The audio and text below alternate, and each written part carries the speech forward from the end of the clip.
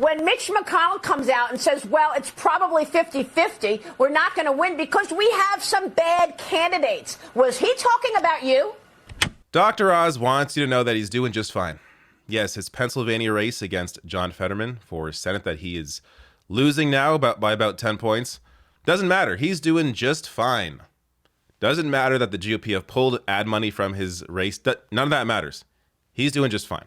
So I'm going to get to this very interesting bit of news being posed to Dr. Oz in a couple of appearances on television.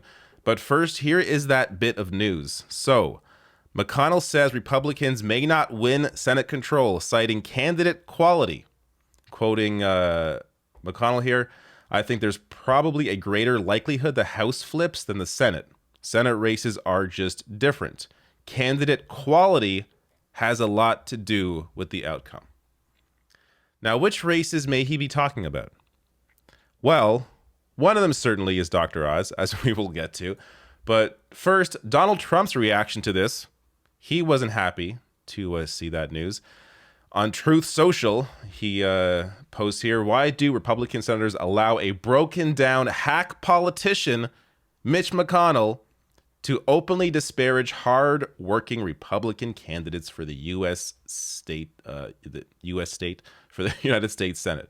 This is such an affront to honor and to leadership. He should spend more time and money helping them get elected and less time helping his crazy wife and family get rich on China.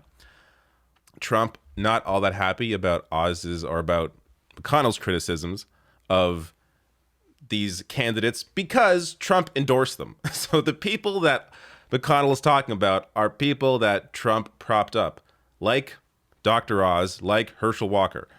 So like J.D. Vance, another one. But let's focus on Oz. So Oz, this news was brought to Mr. Oz, Mr. Mehmet Oz, fake or real doctor, but TV doctor Mehmet Oz, on Fox News with Maria Bartiromo. Let's check out this clip here. I'm glad you talk about support and the support that you need, Mehmet, because that's what I want to ask you about. Are you getting support from the Republican Party? I mean, look, let's face it. People were a little taken back the other day when Mitch McConnell comes out and says, well, it's probably 50-50. We're not going to win because we have some bad candidates. Was he talking about you? He was not, and I'll tell you, he expressed himself quite clearly with his pocketbook. He's put $34 million into my race. That's a lot of money. And if you actually listen carefully to what he was saying, he was highlighting that the quality of the candidates does matter a lot in a statewide race. It always matters. But in a statewide race where you've got to speak to a lot of different constituents, you want to make sure you're out there. And I'm tireless. Was not talking about him. Really? Really? Well, we'll get to this question being posed again. I just like Maria Bartiromo's pose there. I have. Anyways, so of course, Oz was one of the candidates. But in terms of the money aspect of this, so they've in fact pulled money out of his campaign. So while the Trump endorsed Oz is touting the amount of money that Senate Leadership Fund has pledged to spend promoting his campaign, the National Republican Senatorial Committee recently slashed millions of ad dollars in Pennsylvania and other key GOP battleground states where GOP candidates are struggling. Guess where they slashed the most money? Pennsylvania, $7.5 million. They've also slashed in Arizona, $3.5, Wisconsin, $2.5, and Nevada, $1.5. So when you slash the most money from Pennsylvania, maybe you aren't all that confident in your candidate there. But again, I've said before, things can change. Like, there's still money being poured into the race for Dr. Oz in Pennsylvania. Things can move around. This race isn't over. Fetterman can still lose. So if you're in Pennsylvania, get out there, do the work, get people with you out there when you go and vote. But still, Oz performing nowhere near where he was expected to perform based on the fact that he is a TV celebrity. Half of the issue with people that are new to politics trying to win races is name recognition. Name recognition is half the battle.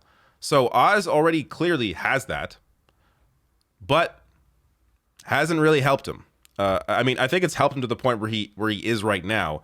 But this is a guy who has a long history. I've done many videos at this point on this race and on Dr. Oz, but a history of pushing, snake oil through his TV show. This is a guy who is largely from New Jersey, has 10 homes, is incredibly wealthy, has no reason to be in this race except for his own personal benefit in terms of getting his name up there and just another thing to put in his resume.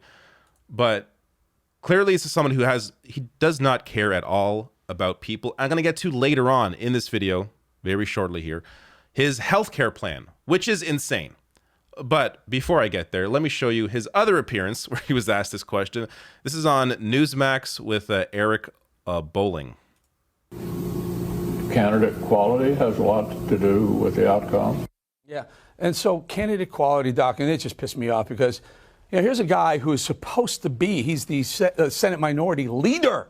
He's supposed to turn that Senate back to conservatives, to Republicans, and he's questioning the Senate quality candidates. Your thoughts? What do you say to Mitch McConnell? Eric, well, I tell you, I've been talking to him continually, and the point he was trying to make, I think, is that it matters that we're high quality. But he's put $34 million into my campaign. I'm going to say it again. I mean, he's speaking with his pocketbook, right, in his checkbook. $34 million into my campaign. He is similarly putting in a ton of money into Ohio, Georgia, other states as well. So the press can talk about, the comments that he's made, but I know what he's feeling because he's been acting on those sentiments. The same goes for Rick Scott, who's been incredibly supportive, calling behind the scenes, always active, making sure you're doing the right things, putting money into campaigns, helping raise money, doing everything he can to open doors. I am thrilled with the kind of support that I'm getting across the Republican Party. One of the best things about this race is that Oz is always on the defense. He's always forced to be responding to either Fetterman, or in this case, Mitch McConnell, the party pulling money from his campaign.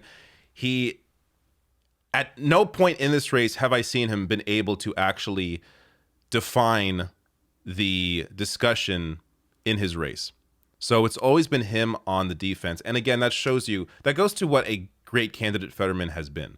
By him making Oz's, him being from New Jersey, making that a major issue, him being very wealthy and disconnected, a major issue, him being this horrible, Hollywood doctor, an issue. So really focusing on Oz's character, and at the same time, Fetterman also offering a real platform, fighting for actual specific solutions, not being vague in what he is fighting for. You can check his website, check the ads he's put out. So has a track record of fighting for the working class, has a platform fighting for the working class, while at the same time actually understands how to fight Republicans and understands how to basically generate the discussion around what this race is about.